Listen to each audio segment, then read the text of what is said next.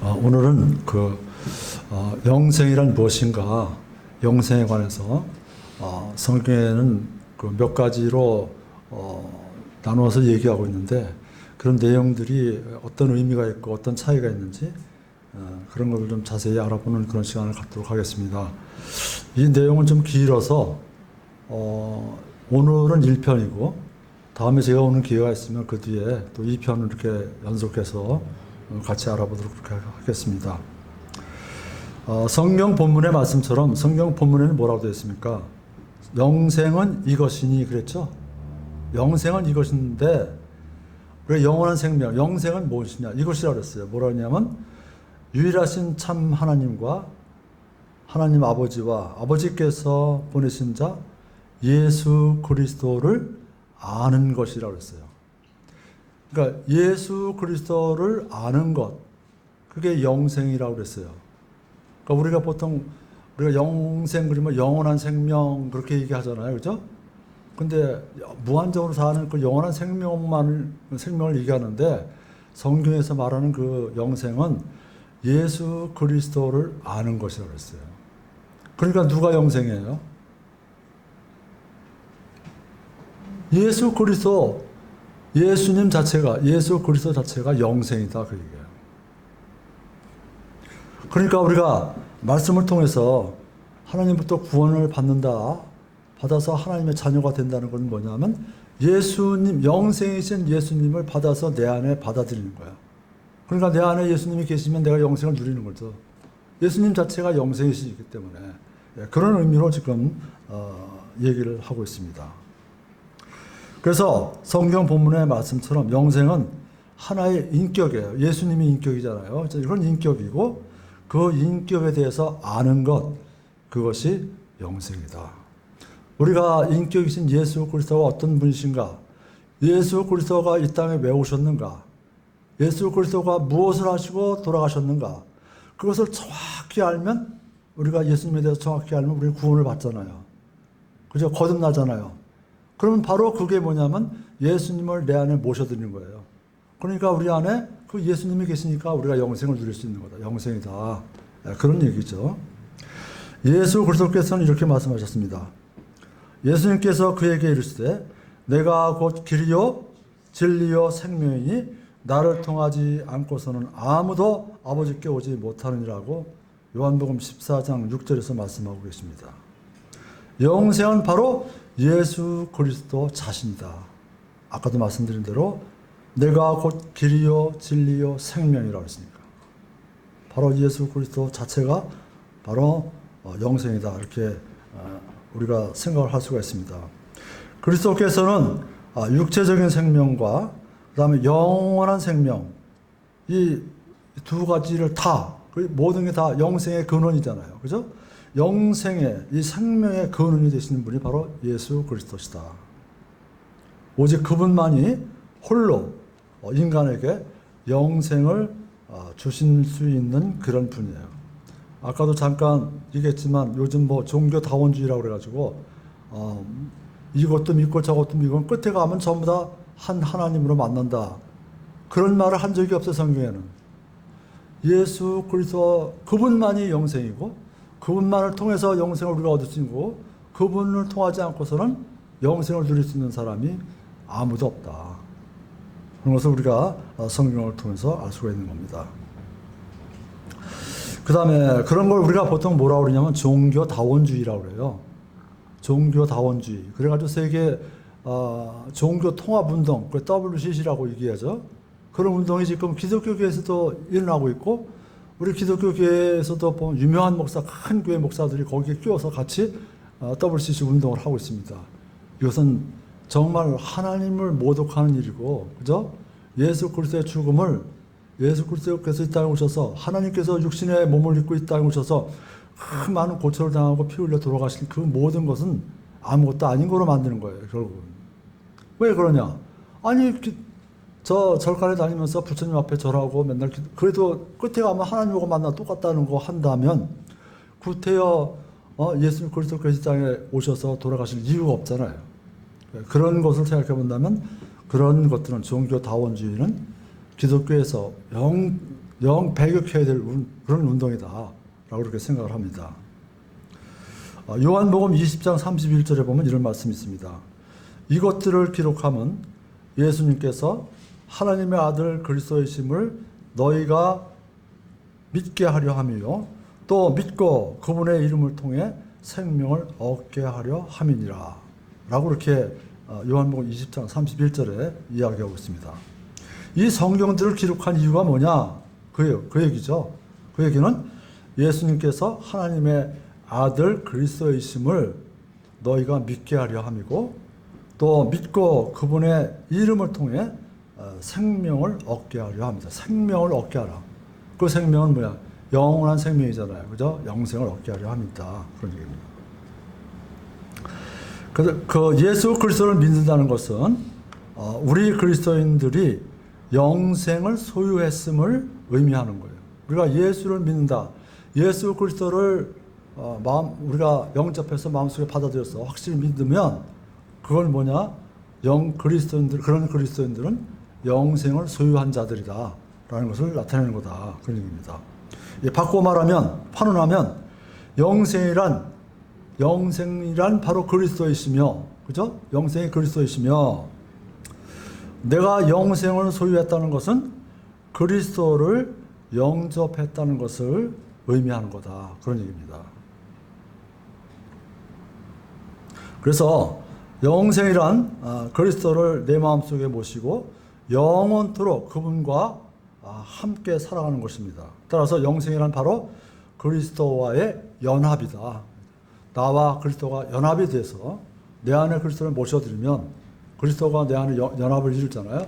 그럼 바로 그것이 영생과 연결되는 것이다. 영생이다. 그런 얘기예요. 로마서 8장 35절부터 39절에 보면 이런 말씀입니다. 한번 여러분 다 찾아서 보시기 바랍니다. 로마서 8장 35절에서 39절인데 이렇게 되어 있습니다. 누가 우리를 그리스도의 사랑에서 떼어놓으리요? 환난이나 곤경이나 핍박이나 기근이나 벌거벗음이나 위험이나 칼이랴. 이렇게 물음표가 나와 있어요. 그러면 우리를 그리스도의 사랑에서 떼어놓을 수 있다는 얘기예요? 없다는 얘기예요? 없다는 얘기죠. 그렇게 할 수 있는 사람이 누구냐? 그렇게 할 수 있느냐라고 지금 얘기하고 사도 바울은 얘기하고 있습니다. 환난이나 곤경이나 핍박이나 기근이나 벌거벗음이나 위험이나 칼이나 어떤 것도 우리가 그리스도와 함께 연합이 돼서 한 몸을 이룬다면 그런 확실하게 구원받은 사람이면 그걸 떼어놓을 사람이 없다. 그 얘기죠. 다 중략하고 그 뒤에 가서 쭉 보겠습니다. 다 읽을 수는 없고요. 내가 확신하노니 사망이나 생명이나 천사들이나 권력들이나 권능들이나 현재 있는 것들이나 장래에 있을 것들이나 높음이나 깊음이나 다른 어떤 창조물이라도 능히 우리를 그리스도 예수 우리 주 안에 있는 하나님의 사랑에서 떼어놓을 수 없느니라. 이렇게 얘기하고 있습니다. 성경은. 우리가 일단 예수 그리스도를 우리 개개인의 구주로 영접해서 연합을 이루면 그리스도가 확실하게 구원받고 하나님을 확실하게 믿어서 예수 그리스도가 나와 연합이 되면 그런 얘기죠. 영접해서 연합을 이루면 어떤 것도 어떤 사람도 심지어 마귀도 그렇게 떼어놓을 수 없다. 또 자기 자신도 자기 스스로를 그리스도의 사랑에서 그리스도와 연합한 것에서 떼어놓을 수 없다는 거예요. 내가 확실히 믿었으면 네가 아무리 노력을 해도 떼어놓을 수가 없다. 처음엔 나 확실하게 믿어서 하나님의 자녀가 확실히 된 사람이 무슨 일을 당해가지고 난 이제부터 예수를 안 믿는다고 한번 나가보세요. 어디 가서 딴짓을 해도 확실하게 구원받은 사람은 그 못 견디는 금방 또 돌아올 수밖에 없어요. 확실하게 구원받은 사람이면. 그러니까 나 자신도 그리스도의 사랑에서 떼어놓을 수가 없다. 확실하게 구원받은 사람 같으면. 그런 얘기입니다. 자, 그 다음에 보면요. 그러니까 이처럼 하나님의 사랑은 성도와 그리스도 사이에 이루어진 불가분의 영원한 사랑인 것입니다. 떼어놓을 수 없는, 아무리 떼어놓을 수 없는 불가분의 영원한 사랑이 바로 그리스도와 구원받은 사람 간에 이루어진 사랑이다. 그런 하나님의 사랑이다라고 볼 수가 있습니다. 그 다음에 보면 우리가 보면 어떤 성경 구절에는 영생이라고 이렇게 나와 있는 데 있고요. 또 어디에 가보면 영존하는 생명 이렇게 나와 있어요. 그렇죠? 영어 성경에를 보면 그게 이제 구분이 돼 있어요. 근데 우리 이제 개역 성경에 보면 전부 다 영생으로 나와 있는데 그 좀 차이가 있더라고요. 보니까 성경에 보면 영생하고 그러니까 영원한 생명하고 영존하는 생명 이렇게 나눠져 있어요. 그 어떤 차이가 있는 거냐? 그걸 한번 좀 우리가 좀 알아보도록 그렇게 하겠어요. 성경에는 이 두 마디 말이 다 언급이 되어 있어요. 그래서 영생 또는 영원한 생명 그거는 eternal life라고 되어 있어요. eternal life 영어로 eternal life라고 되어 있고 영존하는 생명 하는 것은 뭐라고 되어 있냐면 그렇게 돼요. everlasting life라고 되어 있어요. 그 차이가 있다고 분명히. 근데 이걸 전부 다 영생이라고 이렇게 그냥 말하면 좀 확실한 그 번역이 안 있는 거라고 그렇게 생각이 됩니다. 그래서 이게 어떤 차이가 있냐면 영생하면은 영생이라는 것은 아까 이게 저기 말씀드린 대로 eternal life 하면 영원한 생명인데요. 그 영원한 생명은 뭐라고 하냐면 질적인 면을 강조하는 거예요. 질적. 우리가 영원한 것은 뭐예요? 굉장히 좋은 거잖아요. 그죠? 오래가고 영원하고 아주 존재 가치가 충분해서 그건 멸하지 않는 그런 우수한 생명이다라고 하는 그 질적인 면을 강조할 때는 영생이라고 그렇게 얘기해요. 영존하는 생명, 영원한 생명, eternal life라고 이렇게 얘기하고요. 그 다음에 영존하는 생명 이렇게 때 everlasting life라고 하면은 이건 뭐냐면 끝이 없는 영구한 삶을 가리키는 거예요. 그러니까 양적으로 질이 아까는 질적으로 얘기한 거예요. 그 생명은 보통 이런 소멸되고 멸망하고 시간이 되면 없어지고 하는 그런 하찮은 생명이 아니라 이 생명은 너무나 우수해서 아무라도 멸할 수 없는 아주 우수한 생명이다라고 얘기할 때는 영원한 생명이라고 얘기하는 거고 영존하는 생명은 그 생명이 끝이 없다. 양으로 봤을 때 끝이 없는 생명이다. 양을 강조할 때는 영존하는 생명이다.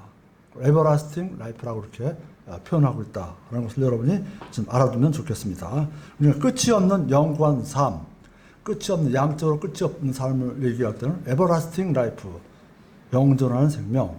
그 다음에 그 생명이 굉장히 우수한 생명이고 이거는 뛰어난 생명이다. 실제로 굉장히 차원이 높은 우수한 생명이다라는 것을 강조할 때는 영원한 생명, 영생 이렇게 얘기하면 되겠습니다.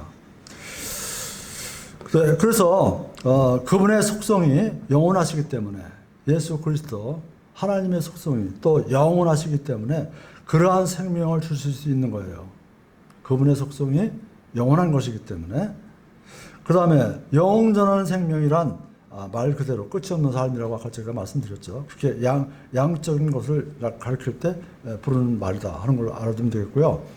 그리스도인 개개인이 그리스도를 믿고 영접하는 당시에 그분은 영원하신 그분은 영원하신 분이셨어요. 우리가 그리스도는 아주 굉장히 영원하신 분이셨잖아요. 그러나 내가 구원을 받을 때에는 그분의 생명이 내 속에서 시작이 되는 거죠. 영존하신 생명은 예수 그리스도가 영원하신 생명인데 그분은 영원하신 생명으로 그냥 있었어요. 근데 내가 받아들이지 않으면 그 영원한 생명이 내 안에 들어오지 못하기 때문에 내가 영생을 누릴 수가 없는 거죠. 근데 우리가 영접하면은 그 생명이 내 속에서 이제 시작이 되는 건데 그러한 생명은 끝이 없으며 따라서 이러한 생명을 속에 지닌 나도 바로 영존하는 생명을 구하게 되는 거다. 이렇게 여러분이 알아주시면 되겠습니다. 자, 그러면 우리는 언제 이런 영생을 소유할 수 있는가? 그 문제를 한번 알아보도록 하겠습니다. 우리가 그리스도를 나의 구주로 영접하는 순간에 우리는 혹은 우리라고 했지만 개인으로 봤을 때 나는 그렇죠? 나는 영생을 소유하게 되는 겁니다. 요한복음 3장 36절에 보면 이런 얘기가 있습니다. 아들을 믿는 자에게는 영존하는 생명이 있고 그 다음에 아들을 믿지 않는 자는 생명을 보지 못하며 도리어 하나님의 진노가 그 위에 머물러 있느니라. 그런 말처럼 아들을 믿는 자가 바로 영존하는 생명 또는 영원한 생명을 누리게 된다. 그 성경은 분명히 얘기했고 그 생명을 보지 못하는 사람은 어떤 사람이냐. 믿지 않는 자들은 그 생명을 보지도 못하고 도리어 하나님의 진노가 그 위에 머물러 있기 때문에 그러한 사람들에게 내려지는 것은 생명은 생명이지만 생명이라고 포장하지 않고 사망이라고 얘기를 하죠. 영원한 사망에 처한다. 사망 그러면 뭐야? 성경적인 사망은 육신적으로 죽는 거를 얘기하지 않고 성경적인 사망은 하나님과의 분리를 얘기하는 거죠. 하나님과의 분리다. 영원히 하나님과 분리돼서 저 지옥 불호수 속에서 사탄 마귀와 함께 영원히 그렇게 가는 거를 우리는 사망이라고, 둘째 사망이라고 그렇게 표현하잖아요, 성경에. 그런 얘기입니다. 그 다음에 보면 이런 말씀이 또 있습니다. 요한복음 5장 12절에 보면 이런 말씀, 요한일서 5장 12절에 보면 이런 말씀이 있습니다. 아들이 있는 자에게는 생명이 있고 하나님의 아들이 없는 자에게는 생명이 없느니라. 아주 성경은 분명하게 얘기하고 있잖아요. 아들이 있는 자에게는 생명이 있고 아들이 없는 자에게는 생명이 없다. 여기서 생명은 어떤 생명이에요? 영원히, 그죠? 영존하는 예수 그리스도와 함께 우리 하나님과 함께 영원히 누릴 수 있는 그런 생명이 있죠. 그런 생명이 있고 하나님의 아들이 없는 자에게는 그런 생명이 없다. 이렇게 얘기합니다. 이 점에 대해서 성경이 얼마나 더 분명하게 말할 수 있겠습니까? 이런 말만큼 더 이상 어떻게 분명하게 말할 수 있느냐. 그런 얘기입니다. 예수님께서 나는 진리요. 그렇게 얘기했죠. 나는 진리요라고 말씀하셨을 때 그것은 우리가 그리스도께서 해주신 말씀을 통하여 하나님에 대한 진리를 알 수 있게 된다는 사실을 의미하는 것이었습니다. 사도 바울이 기록한 말씀은 바로 사도 바울 개인의 생각을 가지고 얘기한 것이 아니라 바로 그리스도께서 그 사도 바울에게 전해준 그 말을 전한 거예요. 오늘날 우리가 있는 이 성경은 사도 바울이 지금 예배에서 이 말씀도 사도 바울이 예수님께서로부터 영감을 받아서 하나님으로부터 영감을 받아서 우리에게 전해주는 그런 그리스도의 말씀입니다. 사도 바울은 자신이 기록한 그러한 말씀들을 부활 승천하신 그리스도께로부터 받았던 것입니다. 예수님께서는 또한 내가 곧 길이요, 아까 진리요 그리고 내가 곧 길이요라고 되어 있잖아요. 그죠? 그렇게 말씀하셨습니다. 그분은 바로 하늘나라로 가는 유일한 길이에요. 우리가 하늘나라로 가는 유일한 길은 예수 그리스도밖에 없다. 그러니까 아까도 제가 잠깐 말씀드렸는데 종교다원주의 이거는 정말 성경적으로 볼 때 이건 하나님의 뜻하고 완전히 100% 다른 얘기가 되는 거죠. 내가 길이요 진리요 생명이라고 했으니까 내가 길이라고 했으니까 하나님 앞에 가는 길은 그 길밖에 없다 하는 것을 우리가 확실히 알 수 있는 그런 얘기입니다. 그분은 죄와 형벌로부터 우리를 구원하실 유일무이한 구주이십니다. 예수님께서는 또한 나는 생명이라고 얘기했어요. 나는 길이요 진리요 생명이라고 했잖아요. 그죠? 생명이라고 말씀하셨습니다. 우리는 주님으로부터 말미암아 하늘나라의 영원한 생명을 소유하게 된 것입니다.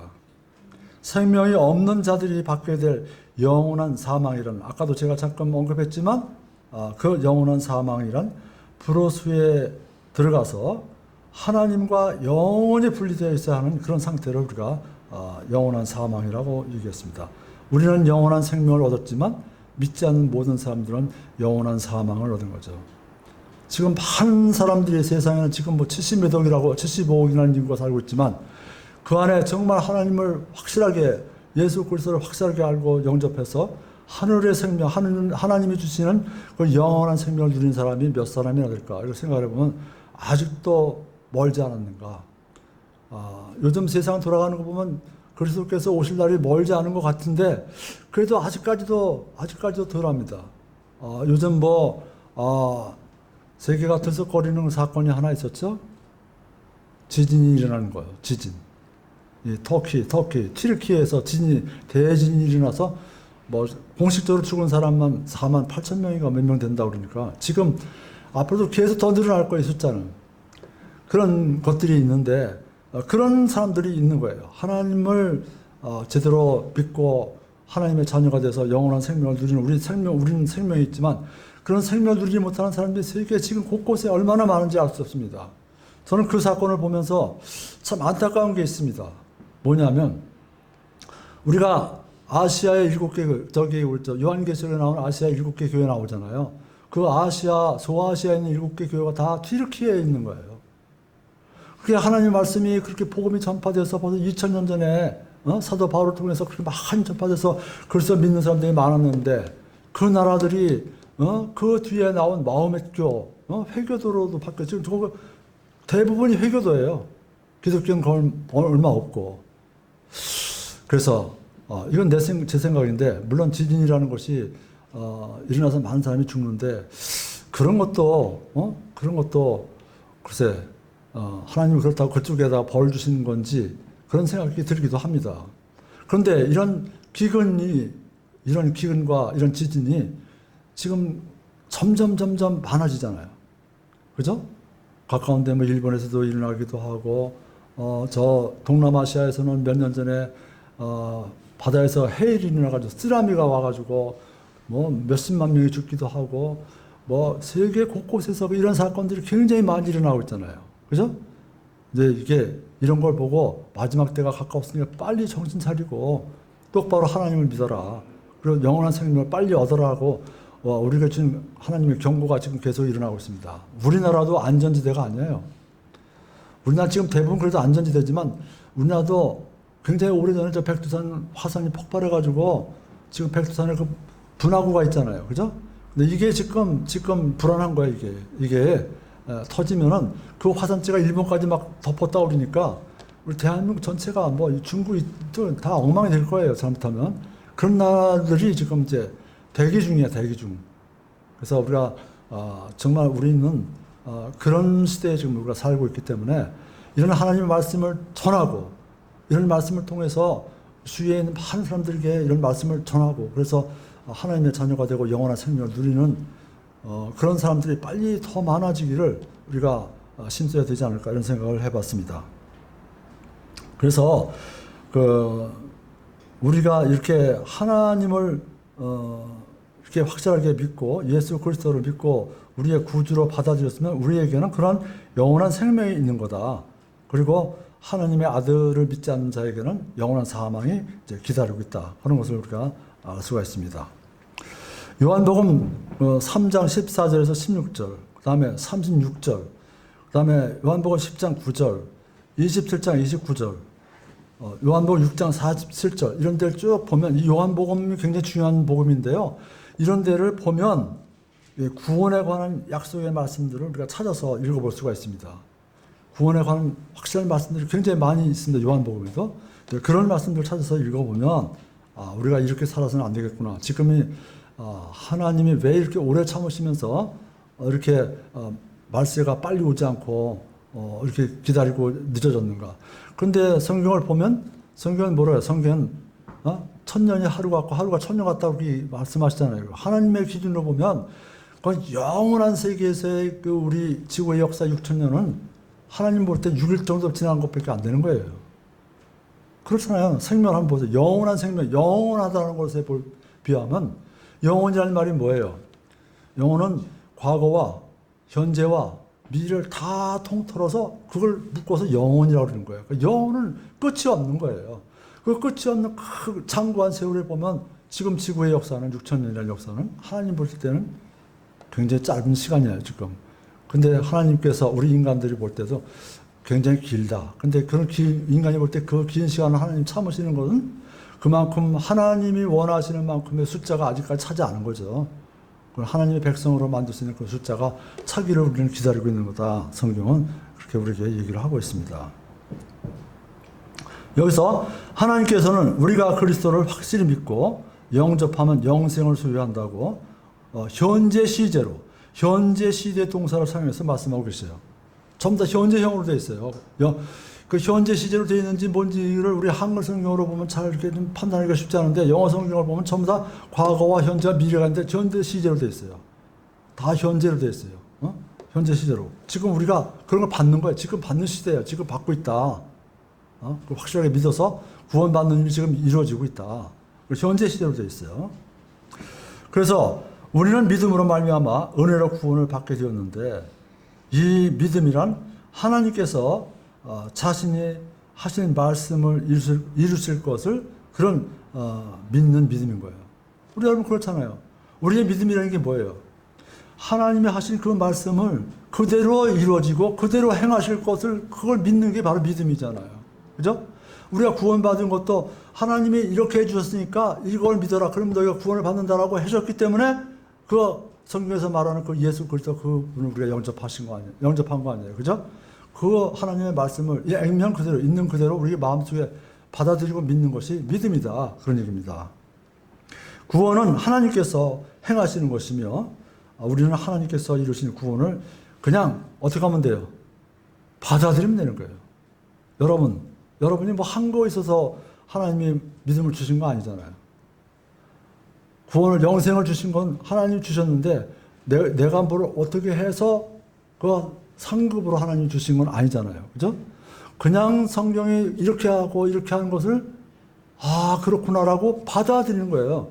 받아들이는 것밖에 없는 거예요. 그런 식으로 구원은 하나님이 만들어 놓으신 그 일을 받아들이면 되는 거다. 그런 얘기입니다. 그 다음에 보면 이런 말씀이 있습니다. 영원한 생명, 그러면 그 영원한 말이 무슨 뜻이에요? 아주 쉽게 얘기해 보세요. 영원한. 끝이 없다는 거잖아요. 그러니까 영원한이라는 말은 끝이 없음을 의미하는 거예요. 그죠? 끝이 없다는 거예요. 우리가 그 영원한 생명을 이룰 수 있다면, 우리가 받은 그 생명이 영원한 생명을 이룰 수 있다면, 잃어버린다면 그것은 영원한 생명이 아닌 거예요. 여러분, 남자와 여자가 만나서 결혼을 할 때 주는 선물이 뭐예요? 반지죠. 그죠? 이 반지를 이렇게 동그랗게 해서 끼 있잖아요. 그 반지. 그 반지는 바로 뭐예요? 영원히 우리가 사랑한다는 증표잖아요. 그죠? 그런데 뭐 요즘이야 뭐 영원히 사랑하는 게 아니라 우리나라도 지금 이혼한 그 이혼율이 엄청나게 늘어나가지고, 제가 한번 그 통계를 찾아봤어요. 그랬더니 2021년도 1년 전이죠. 2년 전이죠. 한 1년 전쯤 됐네요. 그죠? 그때 말 통계로 이혼 건수가 얼마냐면 10만 2천 건이에요. 10만 2천 쌍이 이혼을 했다는 거예요.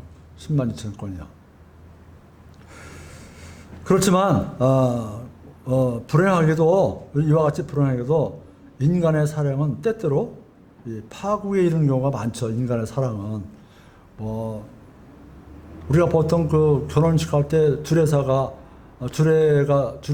할 때 보통 말을 많이 하는 게 뭐예요?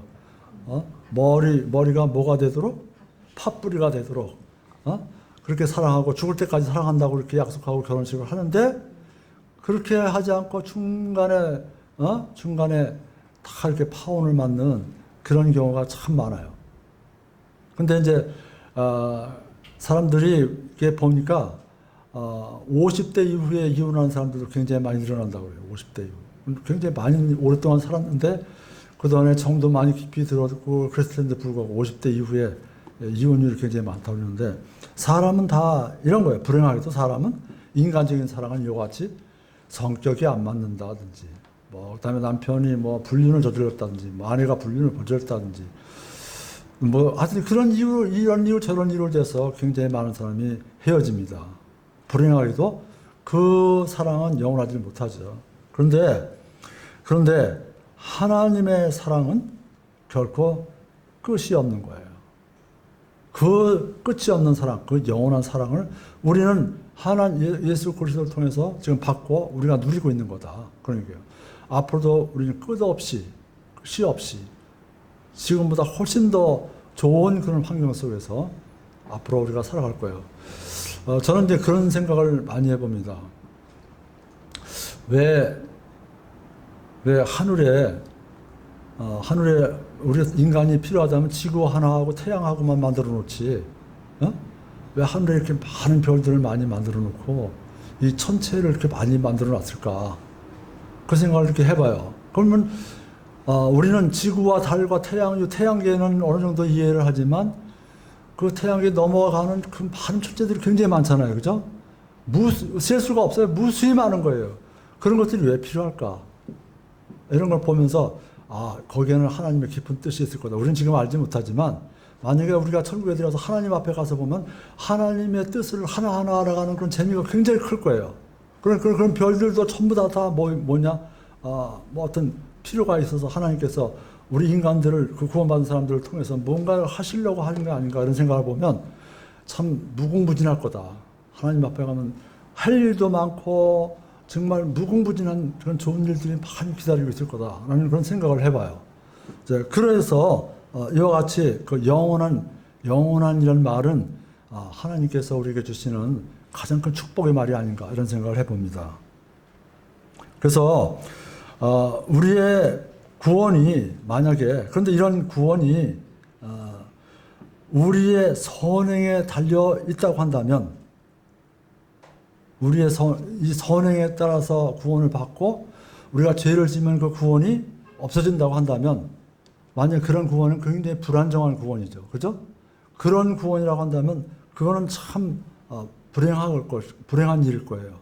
그런데 우리가 그렇게 이제 하나님께서 우리에게 주시는 그런 구원은 그런 불완전한 구원이 아니고 완전한 구원이에요. 완전한 구원이잖아요.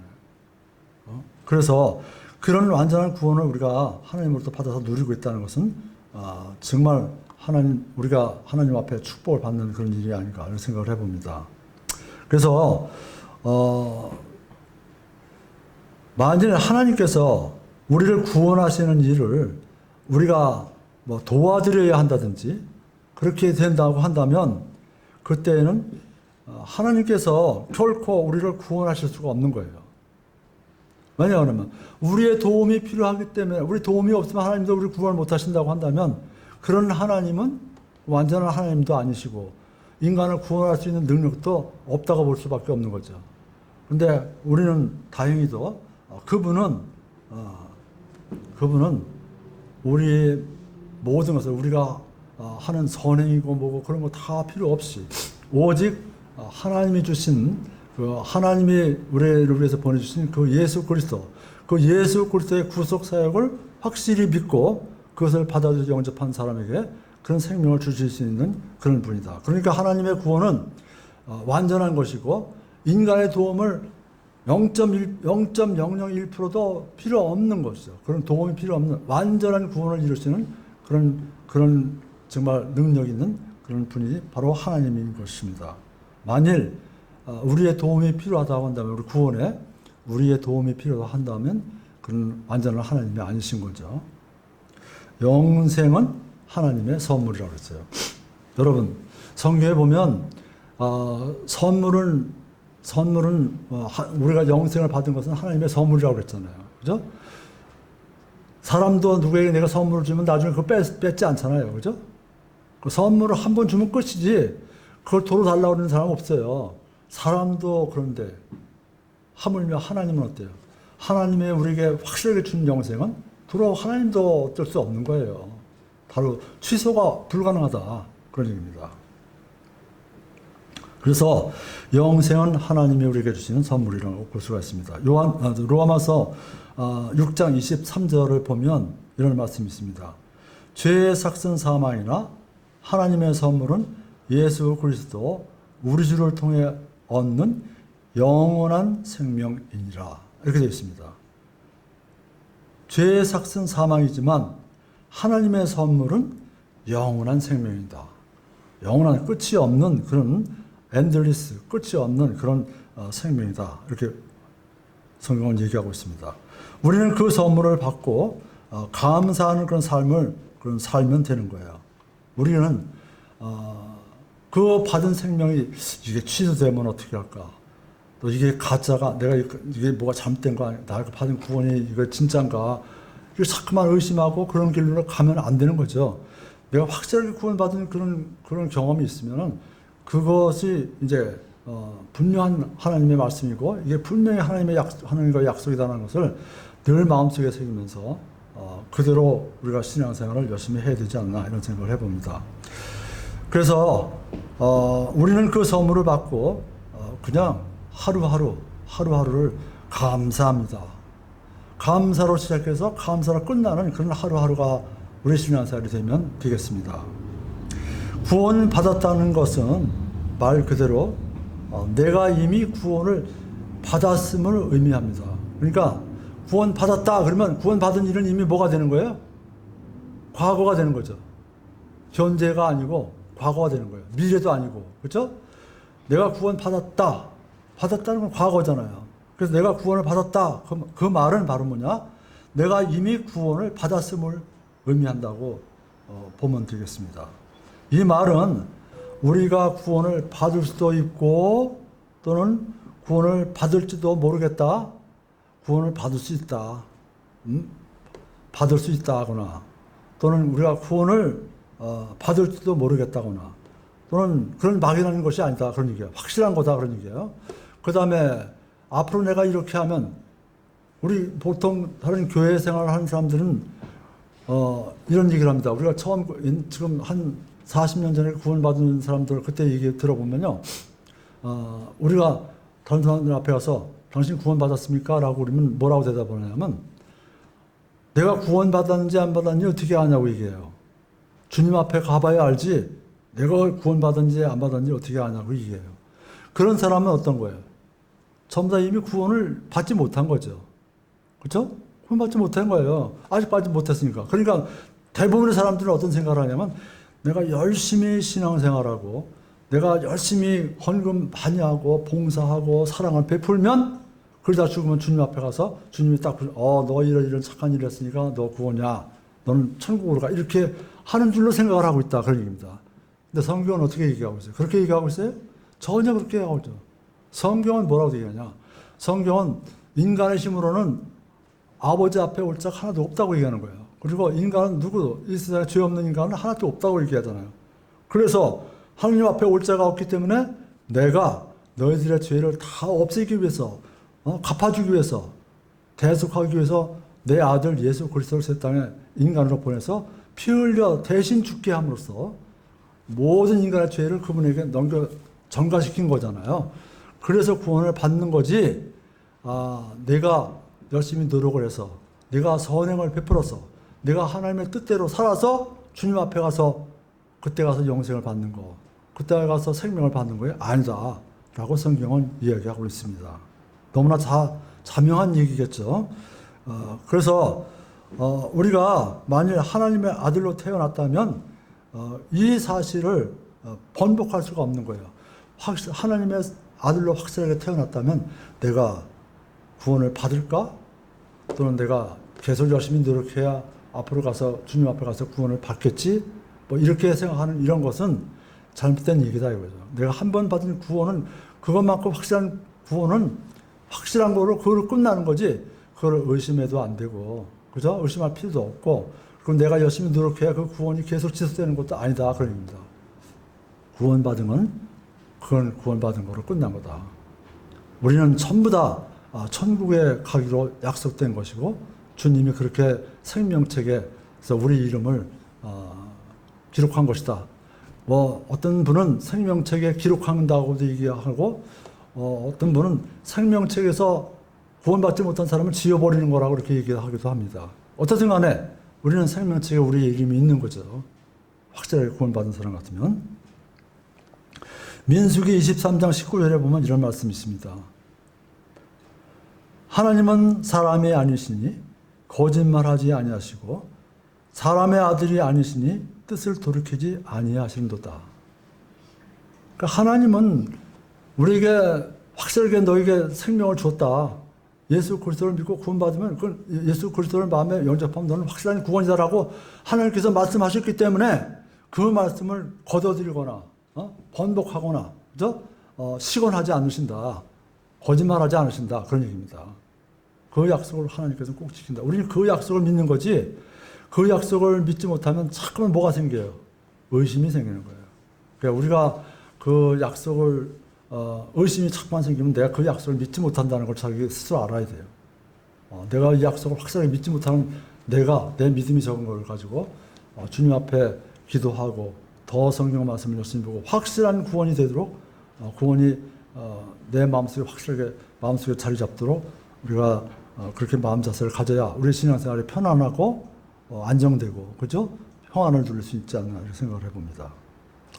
만일 하나님의 아들로 태어난 우리가 죄를 범할 때마다 구원을 잃게 된다면 어떤 결과가 있어야 될까요? 우리는 또 구원을 얻기 위해서, 그죠? 또 전도 집회에 가서 아니면 또 이 말씀 복음을 통해서 다시 구원을 받아야 되죠. 또 구원 다시 받을 뿐만 아니라 또 구원 받으면 또 뭘 다시 해야 돼요? 물침례를 또 다시 받아야 되겠죠. 그러니까 죄를 지을 때마다 만약에 그렇게 된다, 구원이 취소됐다가 다시 받아야 되고 취소됐다가 다시 받아야 되면 어떻게 되겠어요? 그런 건 불완전한 구원이죠. 그죠? 만약 그렇다고 한다면 우리는 하루에도 몇 번씩 죽었다 살았다 할지도 몰라요. 그렇잖아요.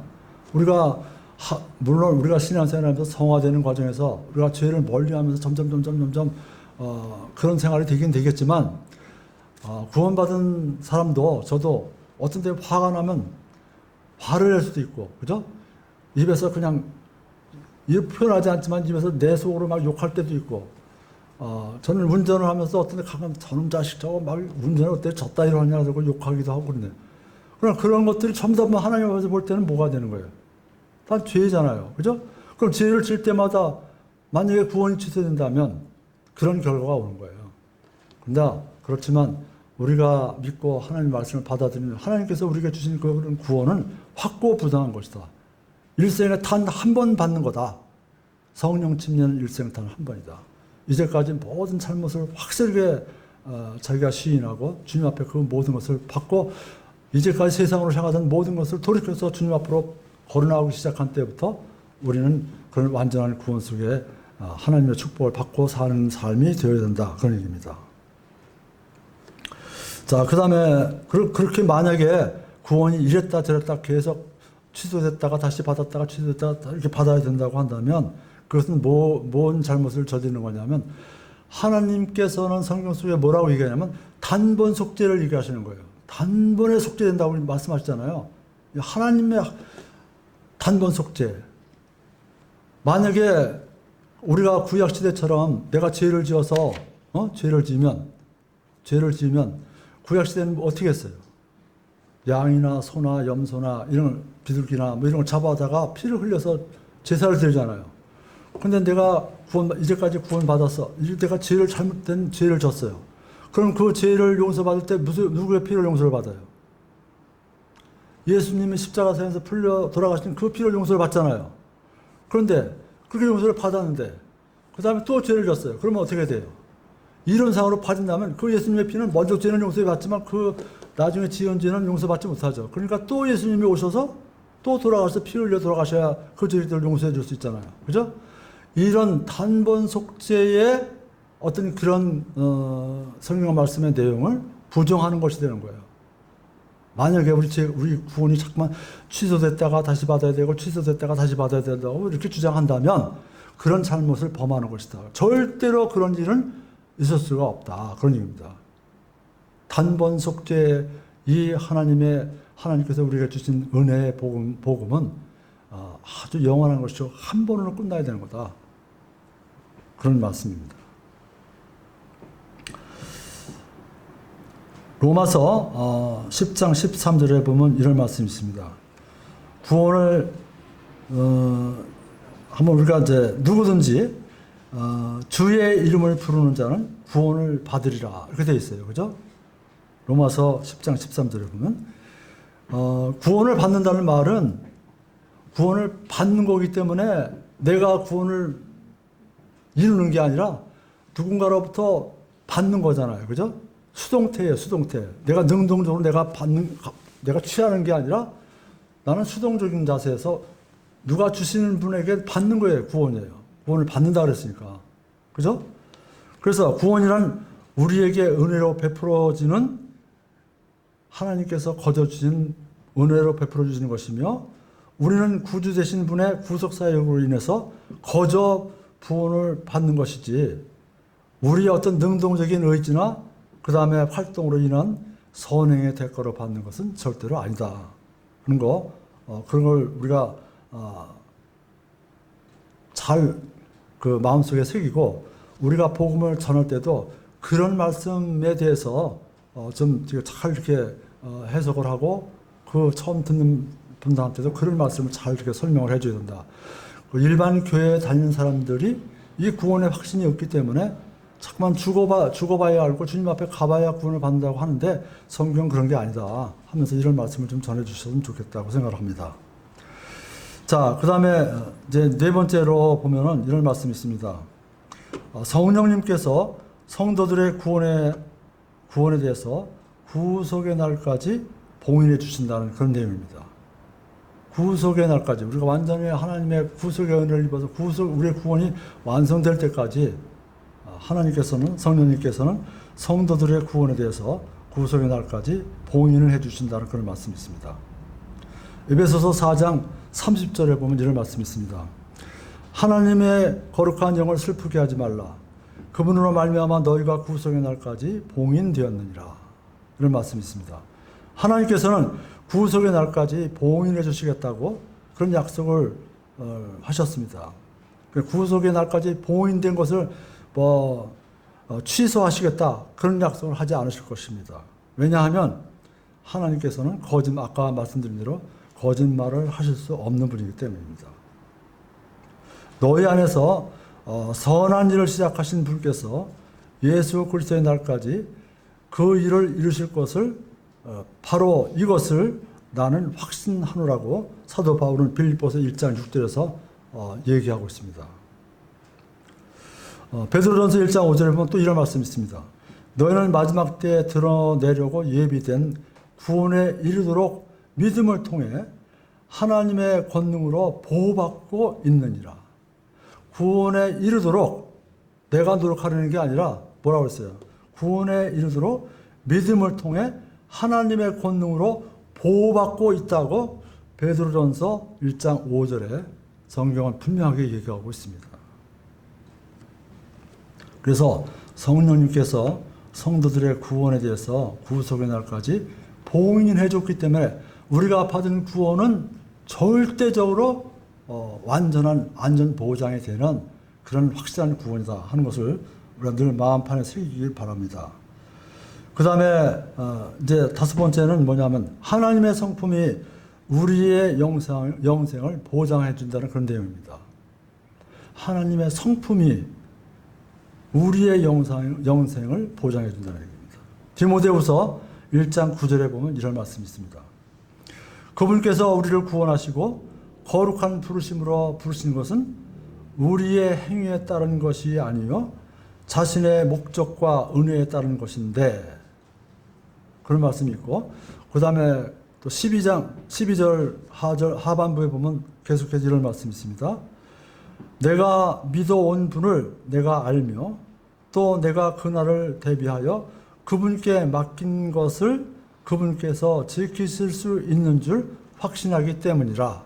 이렇게 사도 바울은 그가 지금 이 성경을 통해서 그가 믿고 행한 모든 것이 그리고 자기의 이루어진 이 구원에 관한 모든 것이 확실하게 하나님의 성품이 그런 것을 변하는 그런 성품이 아니고 하나님께서 그런 것을 다 이루실 줄 확신하기 때문에 이렇게 담대하게 그 말씀을 전했고 또 오늘날 우리는 2000년 지난 이후에도 그 말씀을 붙잡고 확실하게 우리가 신앙생활을 하고 있는 거다 이렇게 볼 수 있습니다. 예수님께서는 또 이렇게도 말씀하셨습니다. 요한복음 10장 28절에서 29절까지입니다. 이 말씀 한번 같이 찾아보겠습니다. 요한복음 10장 28절에서 29절까지입니다. 찾으셨으면 다 같이 큰 소리로 읽어보겠습니다. 내가 그들에게 영원한 생명을 주노니 그들이 결코 멸망하지 않을 것이요 또 아무도 내 손에서 그들을 빼앗지 못하리라. 그들을 내게 주신 내 아버지는 모든 것보다 크심에 아무도 내 아버지의 손에서 그들을 빼앗을 수 없느니라. 우리의 감정 상태는 환경에 따라 변하죠. 그죠? 우리의 감정은 환경에 따라서 환경이 좋을 때는 굉장히 모든 일 좋게 생각하지만 환경이 나빠지면 어떻게 돼요? 그럼 의심하고 이게 정말 확실한 건가 이렇게 우리의 마음 상태는 이 환경에 따라 변해요. 또 우리의 건강 상태가 나빠지면 또 많이 변할 수 있어요. 그죠? 막 아파 질병이 와서 막 아프고 죽을 막 그냥 고통이 오면 제가 아는 분이 그 전에 몇십 년 전에 신앙생활하는 분인데 그분 참 열심히 신앙하시는 분이에요. 근데 그분이 암에 걸렸는데 그 암이 얼마나 통증이 오는데 통증이 막 올 때는 말이죠. 그 양반이 고백을 하더라고요. 통증이 올 때는 아버지고 뭐고 뭐 다 생각 안 난다는 거예요. 너무 심하고 그냥 그런 통증이 올 때는 기도도 안 되고 말이죠. 그냥 막 그렇다고 그래요. 그래서 우리의 그 감정 상태는 이런 그 환경이라든가 건강 상태라든가 우리들에게 닥쳐오는 여러 가지 그런 주위 환경의 영향으로 인해서 영향을 받는 경우가 굉장히 많이 있습니다. 그러나 우리가 받은 구원은 능히 우리를 지켜주실 수 있는 분인 구주께서 그 말씀을 하시고 우리는 그 말씀에 그 근거를 두고 있기 때문에 우리가 감정이 뭐 이렇건 저렇건 뭐 생각이 나건 안 나건 간에 우리가 확실하게 구원받은 것을 끝까지 붙잡기만 한다면 붙잡고 있다면 놓치지 않는다면 우리는 우리가 믿는 그 하나님이 그대로 이루실 것을 확실히 이렇게 알 수 있는 것입니다. 성경은 그렇게 얘기하고 있고 지금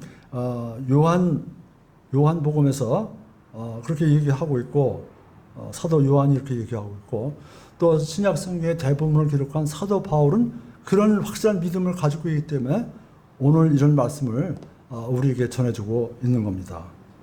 그러므로 우리가 받은 구원은 영원히 안전히 보장되는 그런 확실한 것임을 명심하고 우리의 신앙생활, 하나님께서 주시는 그 영존하는 생명 또는 영원한 생명, 그 생명을 늘 마음속에 새기면서 아무리 어려운 일이 있더라도 그 영원한 소망을 가지고 영원한 생명의 소망을 가지고 모든 것을 이겨가면서 앞으로 승리하는 그런 신앙생활을 하시기를 주님의 이름으로 축원합니다. 아버지 하나님, 부족한 제가 이 둔한 입술을 가지고 영생과 영존한 생명이라는 제목을 가지고 아버지 하나님께서 주신 그 영원한 생명이 어떤 의미를 가지고 있고 그 다음에 그 영원한 생명이 어떤 약속인가를 잠시 알아봤습니다. 아버지 하나님, 이 자리에 있는 우리 사랑하는 형제 자매님들 영원한 생명을 소유한 줄 압니다.